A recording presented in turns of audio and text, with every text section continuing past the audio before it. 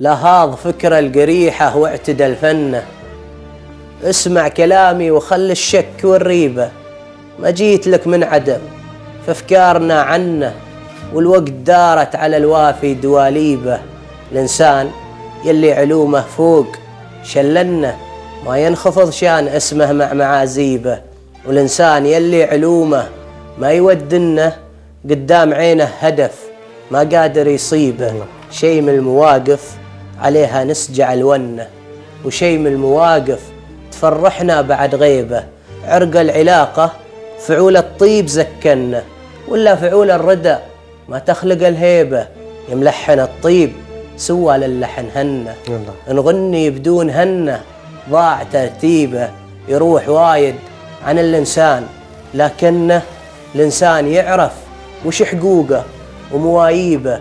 الدايم الله وليه الفضل والمنة، واستغفر الله من أهل الذم والغيبة.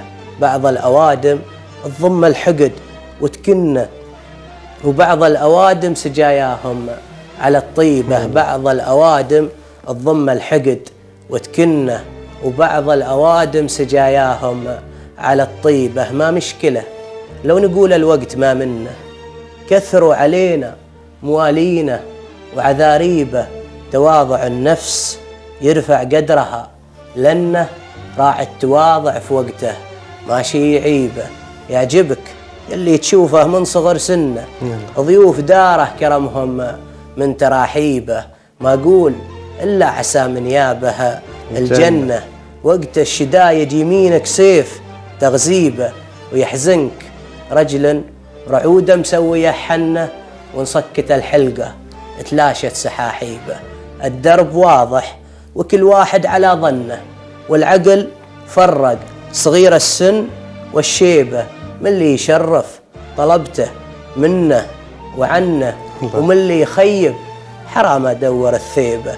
الحمد لله أصلي الفرض والسنة، وندق شيء في راسي قادر أعيبه، وندق شيء في راسي قادر أعيبه. صح الله لسان. الله يعطيك العافية. إذن يعني حلقة اليوم تبشر في جمال شعري واسع، لكن نطلع فاصل ونرجع نتواصل معكم بإذن الله.